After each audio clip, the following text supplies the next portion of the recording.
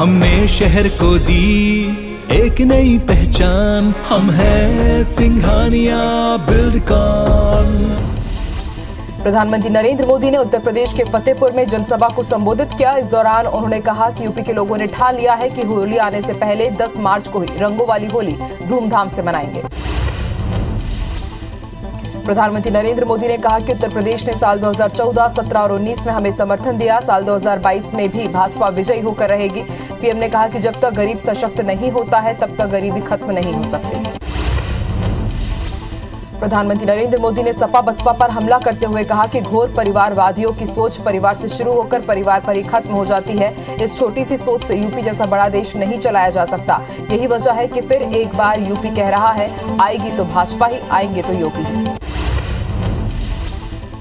पंजाब के अबोहर में प्रधानमंत्री नरेंद्र मोदी ने जनसभा को संबोधित किया। इस दौरान उन्होंने कहा कि एक बार 5 साल मुझे मौका दीजिए। देश में इतने सारे राज्य हैं, जब कांग्रेस एक बार गई तो फिर लौटकर नहीं आई और जहां भाजपा को आशीर्वाद मिला वहां तो कांग्रेस जड़मूल से समाप्त हो गई।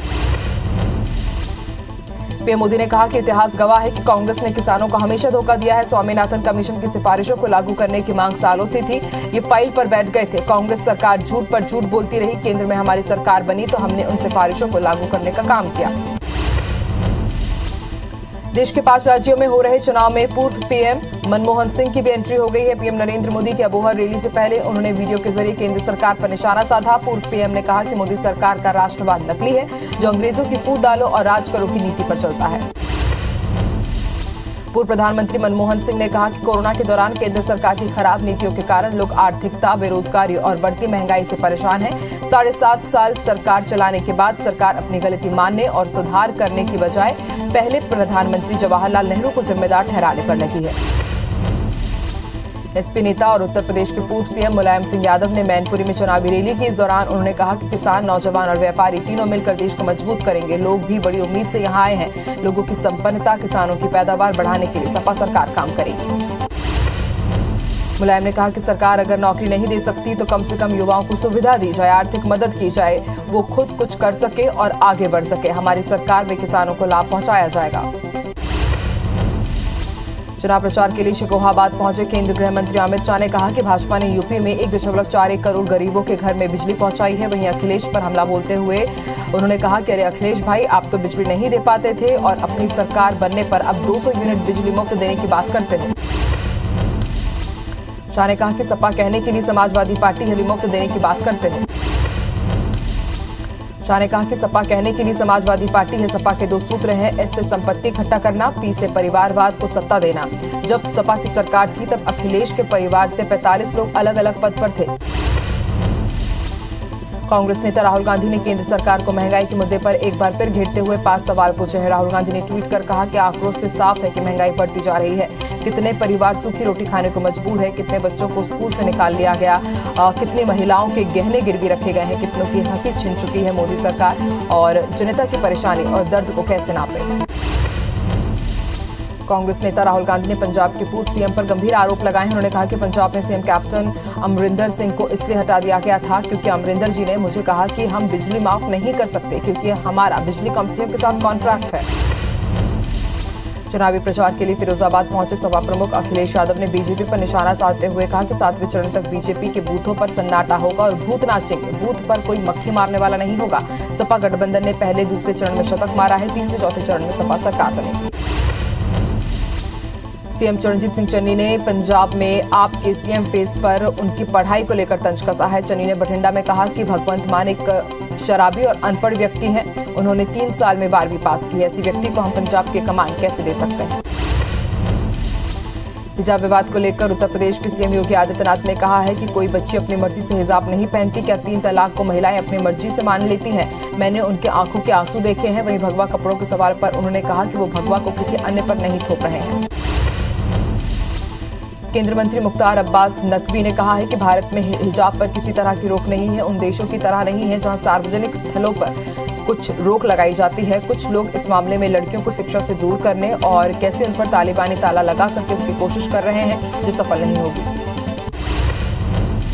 हिजाब विवाद को लेकर हाईकोर्ट में 5वें दिन भी सुनवाई बेनतीजा रही। हाईकोर्ट में छात्राओं ने अपील की कि शुक्रवार और रमजान में उन्हें हिजाब पहनने की छूट दे दी जाए। अब कल यानी शुक्रवार को बची हुई 7 याचिकाओं पर कोर्ट सुनवाई करेगा।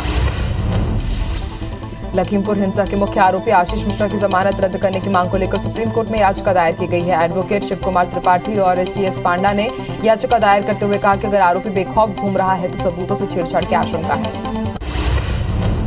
जम्मू कश्मीर के शोपियां जिले के कीगन में आतंकवादियों ने सुरक्षा बलों पर ग्रेनेड से हमला कर दिया। गनीमत रही कि ग्रेनेड लक्ष्य से चूक गया और सड़क पर फट गया। फिलहाल किसी के घायल होने की सूचना नहीं मिली है। दिल्ली के पुराने सीमापुरी इलाके के घर से 3 किलो विस्फोटक IED बरामद हुआ है। सूत्रों के मुताबिक ये वैसा ही है जैसा जनवरी में गाजीपुर फ्लावर मार्केट से बरामद हुआ था। वहीं संदिग्ध दिल्ली यूपी बॉर्डर के पास के स्थान पर छिपे हुए बताए जा रहे हैं। यूपी के कुशीनगर में हल्दी रस्म के दौरान करीब 35 लड़कियां महिलाएं कुएं में गिर गई। इनमें से 13 बच्चियों समेत 13 लोगों की मौके पर ही मौत हो गई। सभी कुएं की जाली पर बैठकर पूजा कर रही थी, तभी जाली टूट गई और सभी उसमें गिर गए। कुशीनगर हादसे के बाद DM S राजलिंगम ने मामले की जांच के आदेश दिए हैं। मृतकों के परिजनों को 4-4 लाख रुपए मुआवजे दिए जाएंगे। और बता दें कि घटना के बाद नाराज ग्रामीण और परिजनों ने नेशनल हाईवे को बंद कर मुआवजे की मांग की। सीएम शिवराज सिंह चौहान ने मध्य प्रदेश में किसानों को फसल बीमा के तहत राहत राशि का वितरण किया। ओलावृष्टि से प्रभावित किसानों को 202 करोड़ 90 लाख रुपए की मुआवजा राशि दी गई। बता दें कि 25 जिले के करीब 1,70,000 किसानों के खाते में ये राशि दी गई है। राहत राशि वितरण के दौरान सीएम शिवराज ने पीड़ित किसानों से बातचीत भी की। सीएम ने कहा कि सरकार संकट के वक्त किसानों के साथ है। बता दें कि साल 2021 में करीब 1,64,566 हेक्टेयर फसल को नुकसान हुआ था। मंत्री कवासी लखमा के बयान पर नेता प्रतिपक्ष और बीजेपी नेता धर्मलाल कौशिक ने पलटवार किया। उन्होंने कहा कि बीजेपी में किसी टिकट मिलेगी हमारे नेता तय करेंगे, कांग्रेस पहले अपने असंतुष्ट विधायकों को देखे। बता दें कि लखमा ने अगले चुनाव में बीजेपी के बूढ़े नेताओं के टिकट कटने की बात कही थी। भोपाल के कांग्रेस कार्यालय में डिजिटल सदस्यता अभियान को लेकर बैठक हुई, जिसमें प्रदेश कांग्रेस प्रभारी मुकुल वासनिक और प्रदेश अध्यक्ष कमलनाथ मौजूद रहे। इस दौरान बीजेपी और RSS को घेरने की रणनीति बनाई गई। छत्तीसगढ़ में भूपेश कैबिनेट की महत्वपूर्ण बैठक कल शाम सीएम हाउस में होगी। मुख्यमंत्री भूपेश बघेल की अध्यक्षता में होने वाली इस कैबिनेट की बैठक में विधानसभा के आगामी सत्र की तैयारियों को लेकर चर्चा की जाएगी। साथ ही नए वित्तीय वर्ष साल 2022-23 के लिए वार्षिक बजट प्रस्ताव का अनुमोदन भी किया जा सकता है। RSS प्रमुख डॉक्टर मोहन भागवत 19 फरवरी को 4 दिवसीय प्रवास पर उज्जैन आएंगे। मोहन भागवत मालवा प्रांत के कार्यकर्ताओं की बैठक लेंगे। बैठक में आगामी 3 वर्षों तक किए जाने वाले कार्यों पर चर्चा की जाएगी। रीवा के संगठन प्रभारी प्रताप भानु ने प्रेस कॉन्फ्रेंस की। उन्होंने बताया कि पूर्व सीएम कमलनाथ 19 फरवरी को रीवा आएंगे। कांग्रेस जन आक्रोश रैली निकालेगी।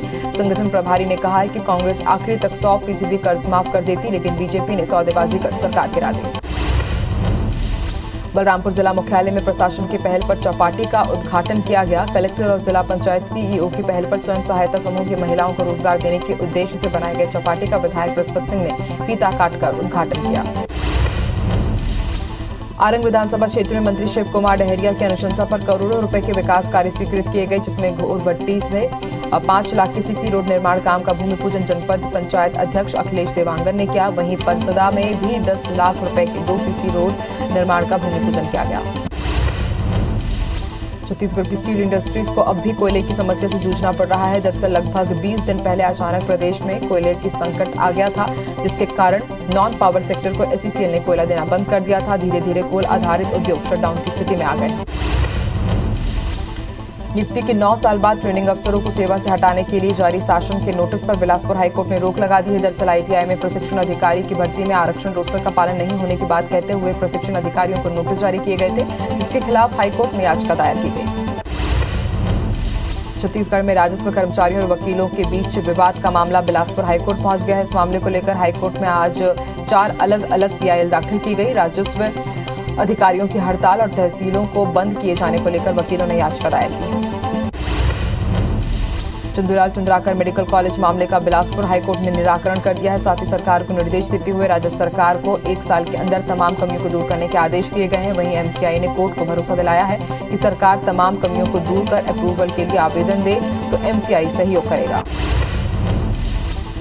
राजनांदगांव में कलेक्टर की अध्यक्षता में जिला खनिज संस्थान न्यास की बैठक हुई। बैठक में वर्ष साल 2021-22 के लिए पूरक वार्षिक कार्य योजना और वित्तीय वर्ष साल 2022-23 के लिए कार्य योजना के साथ बजट का अनुमोदन किया गया। बैठक में सांसद संतोष पांडे, विधायक छन्नी साहू समेत कई अधिकारी शामिल हुए।